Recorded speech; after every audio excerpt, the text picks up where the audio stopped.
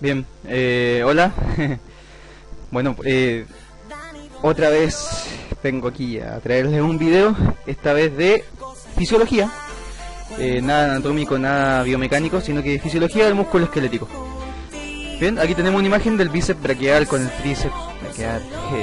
Recordemos también que hay tres tipos de músculos. En fisiología se habla de un músculo cardíaco, un músculo liso y un músculo esquelético. Hoy les voy a hablar sobre el músculo esquelético. Bien, bueno, es un poco resfriado. Tenemos las funciones. En aspectos generales, las funciones del músculo esquelético serían, por ejemplo, producir movimiento, como es aquí el jugador de balonmano. Ese es mi WhatsApp. Como el jugador de balonmano Marco Neto, seleccionado nacional chileno, que está lanzando el balón. Básicamente un músculo esquelético es lo que le permite lanzar el balón. Aquí tenemos estabilidad. Esto es un entrenamiento para los surfistas. Y tenemos la función de termogénesis y o producción de calor o almacenamiento de calor también. Recordemos que si nosotros contraemos los músculos podemos producir calor. Bien. La composición del músculo va a estar dada por, bueno, aquí tenemos el tendón. Este tendón que es el que se va a insertar en el hueso. Y el músculo va a estar compuesto en fascículos. Y este fascículo a su vez va a estar compuesto por fibras musculares. Estas fibras musculares que van a ser polinucleadas o multinucleadas, es decir, van a tener más de un núcleo.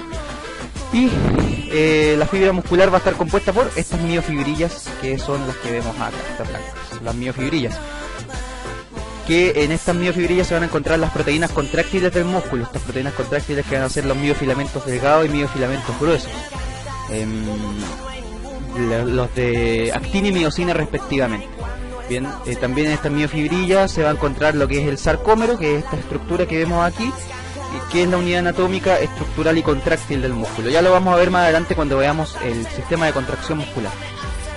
También tenemos que el músculo va a estar compuesto por proteínas no contráctiles, que van a ser las que formen el citoesqueleto, el sarcolema, el epimicio, el endomicio y el perimicio, que son estas capas que están aquí, y la fascia muscular. Bien.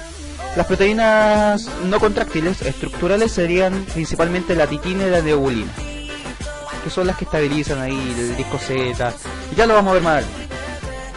Bueno, en fisiología se habla de un complejo de excitación-contracción y los voy a separar en dos, y luego los voy a, o sea, lógico que los tengo que separar en dos, y después los voy a juntar. Tenemos que, para que el músculo pueda producir movimiento, se pueda contraer, necesitamos de una excitación, necesitamos de un impulso eléctrico, y este impulso eléctrico va a estar dado por una motoneurona que proviene de la médula espinal y llega a hacer su descarga eléctrica en el músculo. Bien, más específicamente tenemos que en el músculo existen dos tipos de fibra, que es una fibra extrafusal y una fibra intrafusal. Tendríamos que la fibra intrafusal va a estar inervada por la motoneurona gamma de la médula espinal, y la fibra extrafusal, que es la que produce el movimiento, va a estar inervada por la motoneurona alfa. Bien, bueno, ahí como dice mi profe, para los más seguidos, ahí se ve la transmisión sináptica química. ¿Por qué química y no eléctrica? Porque recordemos que la química, el traspaso de sustancia que valga la redundancia, se traspasa desde la neurona presináptica a la postsináptica, van a ser neurotransmisores y no cargas como es así en la eléctrica. ¿Bien? Tenemos la neurona presináptica que llega a la fibra muscular y mediante una exocitosis produce la liberación de acetilcolina, que es el neurotransmisor que participa en la contracción del músculo esquelético, y va a llegar a los receptores colinérgicos nicotínicos del músculo, para así producir lo que es la entrada de sodio y la salida de potasio, que eso lo vamos a ver más adelante. Bien, aquí está la contracción. Y aquí aparece nuevamente nuestro amigo el sarcómero. El sarcómero había dicho que era la unidad contráctil, estructural y funcional del músculo. Va a medir aproximadamente 5 micrómetros y varios sarcómeros se van a albergar en un sarcólema. Tenemos que de los límites del sarcómero van a ser ambos discos Z. Ahí tenemos ambos discos Z con la miofibrilla. Esta es la miofibrilla, bueno, ahí dice.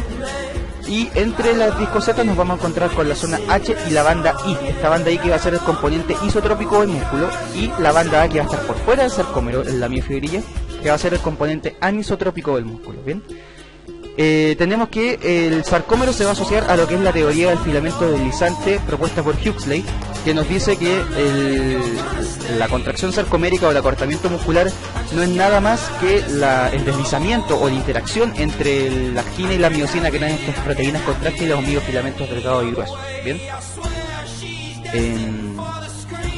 tendríamos que para la contracción tenemos que hablar de dos estructuras diferentes, que son el túbulo terminal, túbulo transverso o túbulo T, que es este amarillo que vemos aquí, y la cisterna terminal, que son los rojos que rodean, como que envuelven al túbulo transverso. Ya vamos a ver por qué. Aquí vemos el mecanismo de la contracción. Bien, ¿qué ocurre en la contracción? Tenemos que se explica. Había dicho que se asociaba a la teoría del miofilamento deslizante, de la interacción entre la miosina y la actina. La miosina es esto rojo y la actina son esas pelotitas medias naranjas, que se podría decir así, que están como enrolladas en sí mismas. Bien, el mecanismo consiste en la llegada de calcio, que es la pelotita amarilla que viene ahí, que se une a esa cabeza morada, que va a ser la troponina. Al llegar el calcio y la troponina, tenemos que a correr a la tropomiosina, que es esa como banda azul, corre a la tropomiosina para que quede el sitio de actina libre, que son las pelotitas naranjas, para que la cabeza de miosina se pueda anclar. La miosina no solamente va a estar compuesta por la cabeza, sino que también va a tener un cuerpo, y entre el cuerpo y la cabeza va a existir un ángulo.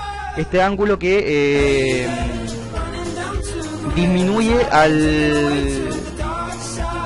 al contraerse, o sea, cuando el ángulo disminuye ocurre la contracción.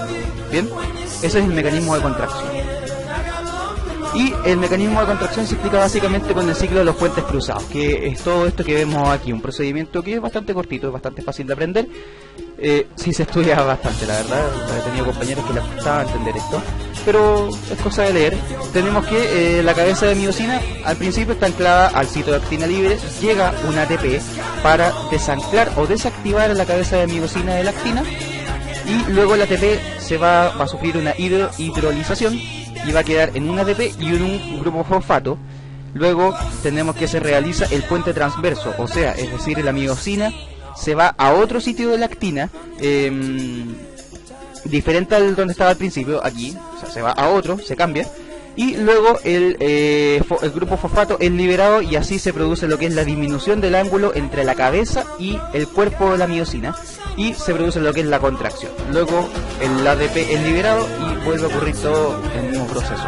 ¿Qué ocurre? O sea, nosotros no tenemos solamente una miosina que está interactuando con la actina, sino que tenemos muchas. Es decir, cuando se desancla la actina no quiere decir que nosotros perdamos contracción. Cuando se desancla hay otras que están que siguen contrayéndose, cosa que uno pueda generar un movimiento a largo plazo o a corto plazo.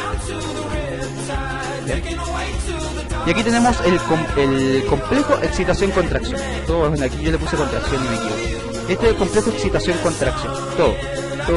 Y aquí es donde va a entrar el túbulo T, lo que les decía, y lo del el sodio y todo lo que les nombré al principio. O sea, tenemos la neurona presináptica que llega, en este caso sería la motoneurona alfa, que llega a la fibra extrafusal del músculo y va a producir lo que es la liberación de su neurotransmisor, que sería la acetilcolina, que es recibido por los receptores colinérgicos nicotínicos del músculo, que son receptores ionotrópicos, es decir, aceptan, o sea, entra el sodio, sale el potasio, y este sodio va a producir lo que es la generación de un potencial de acción. Este potencial de acción que tenía que sobrepasar un umbral para que se pudiera producir, y luego se producía un periodo refractario, es decir, que no se podía producir uno encima de otro. Este potencial de acción va a viajar por la estructura del túbulo T o túbulo transverso, que era lo que estaba rodeado por esta cisterna terminal, que se acuerdan que estaba en esta imagen. Esa imagen, aquí está el túbulo T, esto amarillito, por ahí viaja el potencial de acción. Ahí viaja el potencial de acción, y en este túbulo T van a existir unos receptores que se llaman los receptores de dihidropirina o DHP, estos que están acá. ¿Ven? Este receptor de dihidropirina va a producir un cambio conformacional porque está asociado al retículo sarcoplasmático, y por ende produce un cambio conformacional en el receptor del retículo sarcoplasmático, que va a ser el receptor de rianodina o RIR. Este retículo sarcoplasmático y es aquí donde se va a albergar todo el calcio necesario para la contracción. Es por eso que la mayoría de los deportistas dicen que el calcio es muy necesario para la contracción muscular, y es por esto, porque el calcio está albergado en el retículo sarcoplasmático, y al producir este cambio conformacional de los receptores de dihidropirina, luego de los receptores de rianodina, producto del sodio que generó este potencial de acción, el calcio va a salir del retículo sarcoplasmático. El calcio llega a la troponina, luego la troponina corre a la tropomiosina, deja el sitio de actina libre, y así la miosina puede anclarse a la actina, y así se produce lo que es la contracción. Bien, tendríamos que la actina y la miosina se van a analizar en el centro del sarcoma. Bueno, espero que les haya gustado. Voy a tratar de estar subiendo más videos. La verdad que estuve bastante ocupado con las clases y me di una semana de vacaciones. Así que nada, ojalá les guste, sigan estudiando duro, como siempre lo digo. Y bueno, nos vemos más adelante. Adiós.